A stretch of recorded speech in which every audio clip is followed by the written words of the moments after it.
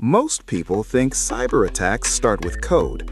They picture a dark room, multiple monitors, lines of green text streaming across the screen.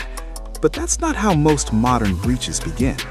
They begin with a message, a simple email, a routine phone call, a text that looks completely normal. And the real target isn't a server, it's a person. Because the fastest way past firewalls, encryption, and security software is through human trust. This is the world of social engineering campaigns. Not random scams, not one-off phishing emails. Strategic, organized psychological operations designed to manipulate behavior at scale. Today, we're going deep. How they work, why they work, how they're structured, and how some of the largest data breaches in history started with a single human decision. By the end of this, you won't just recognize social engineering, you'll understand the playbook.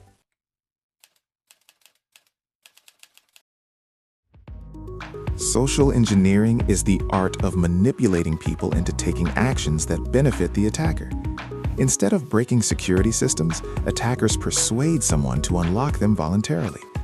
A social engineering campaign is when this manipulation is coordinated, researched, and deployed systematically. It's not random, it's strategic. Think of it like marketing, but malicious. Marketing campaigns influence people to buy products.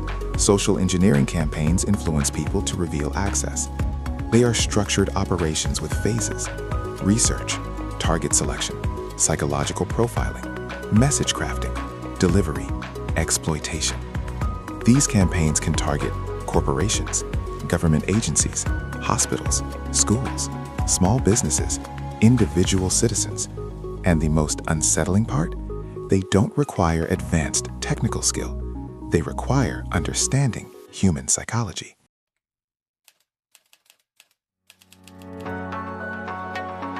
Technology changes constantly. Human behavior doesn't. Social engineering works because it leverages predictable cognitive shortcuts. Let's break down the core psychological triggers attackers rely on. 1. Urgency. When people feel rushed, their analytical thinking shuts down. You must act immediately. Final notice. Account suspended in 15 minutes. Urgency overrides caution. Attackers intentionally create artificial time pressure to prevent verification. 2. Authority.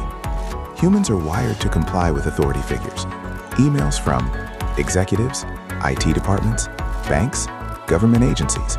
Even a small signal of authority, like a logo or official language, increases compliance dramatically. People assume legitimacy. 3. Fear. Fear narrows attention. Your account was compromised. You owe taxes. There is a warrant. Fear shifts the brain into survival mode. In survival mode, people act first and think later. 4. Reciprocity. If someone does something for you, you feel obligated to return the favor. Attackers may begin with something helpful. Here's the updated schedule. I fixed your access issue. Then later ask for login confirmation. The victim feels socially obligated. 5. Familiarity and trust. Attackers often impersonate coworkers, or vendors, or people you've interacted with before. Familiar names lower suspicion. 6. Curiosity. Curiosity is powerful. Confidential salary list attached. Is this about you? Private message. Curiosity triggers action even when caution exists. 7. Social proof. If others are doing it, it must be safe. Fake testimonials, fake internal references, fake group participation. Humans follow perceived group behavior. Social engineering campaigns combine multiple triggers simultaneously. Authority plus urgency. Fear plus time pressure. Familiarity plus helpfulness. It's psychological stacking, and it's extremely effective.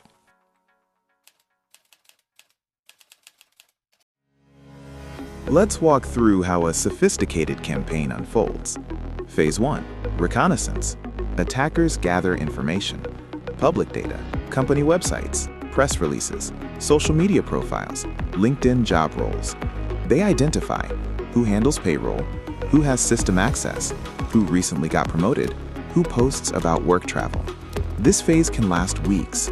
The goal is context, because context creates believable deception. Phase 2. Target mapping. Not everyone is equally valuable.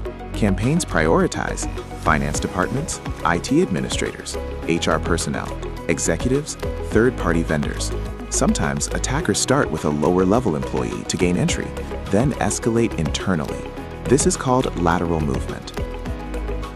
Phase 3, pretext creation. A pretext is the story. It must feel believable, relevant, timely. Examples: payroll update required before processing, vendor invoice correction, urgent legal document review, password expiration notice. Timing is critical. Attacks often coincide with holidays, quarter-end financial deadlines, major company events, organizational transitions. The attacker blends into existing workflow. Phase 4, delivery.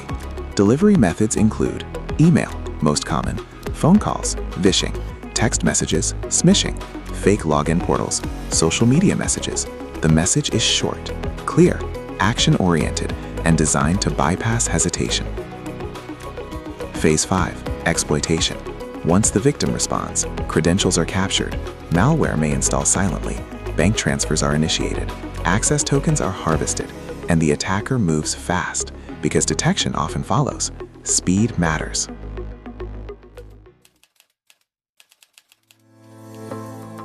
Let's explore the most common structured campaign types in depth.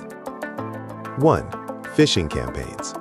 Mass distribution emails designed to capture credentials, often disguised as Microsoft login alerts, bank notifications, delivery confirmations, password resets. Attackers register domains that look almost identical to legitimate ones. One letter off, one extra character. Most people never notice. Large phishing campaigns can send millions of emails. Even a 1% success rate is massive. 2. Spear phishing campaigns. Highly targeted. Instead of "Dear customer," it says, "Hi Sarah, following up on the Q4 vendor contract." Details are pulled from real sources. This dramatically increases credibility. Spear phishing is often used in corporate espionage. 3. Business email compromise, BEC.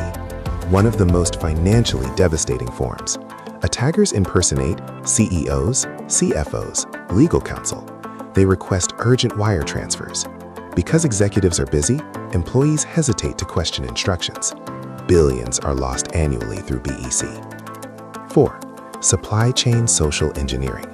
Instead of attacking a major corporation directly, attackers compromise a smaller vendor, then use that trust relationship to gain entry. This method exploits interconnected systems. 5. Tech support scams. Common for individuals. A pop-up warns, "Virus detected. Call immediately." The caller impersonates technical support. Victims grant remote access. Once inside, attackers install malware or demand payment. 6. Deepfake voice impersonation, an emerging threat. Attackers use AI-generated voices to mimic executives. A phone call sounds real. Employees comply. Technology is now amplifying psychological deception.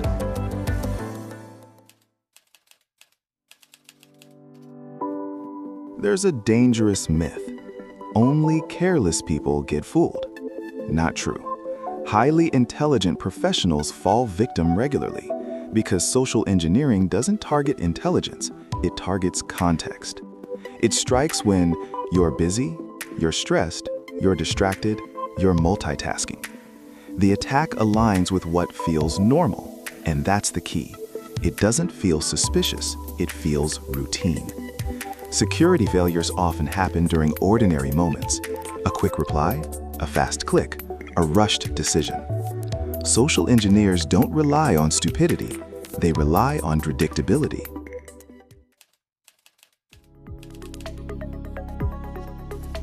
The consequences go far beyond stolen passwords. Social engineering campaigns can lead to ransomware deployment, intellectual property theft, customer data breaches, operational shutdowns, regulatory fines, lawsuits, reputation damage. One compromised email account can become a launch point for deeper infiltration. Once inside a network, attackers escalate privileges, then deploy malware, all starting from a simple message. Many ransomware attacks begin with social engineering. The human layer is often the weakest link, not because humans are flawed, but because they're social, and social behavior is exploitable.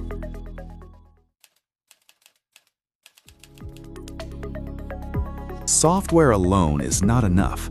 Defense must address human behavior. Here's what works. 1. Awareness training. Regular, realistic simulations help employees recognize patterns. Education reduces emotional reaction. Familiarity builds resistance. 2. Multi-factor authentication. Even if passwords are stolen, MFA blocks immediate access. This dramatically reduces damage. 3. Zero trust policies. No request is automatically trusted. Verification is required, even internally. 4. Delayed financial controls. Large transfers require secondary approval.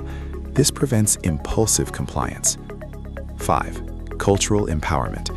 Employees must feel safe questioning authority. If a CEO requests a wire transfer, it should be acceptable to verify. Psychological safety prevents exploitation. 6. Slowing down. The simplest defense. Pause.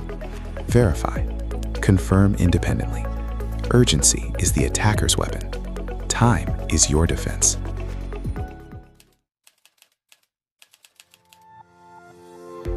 Social engineering is evolving. AI tools now allow attackers to personalize emails instantly, clone voices, generate realistic fake documents, automate targeting.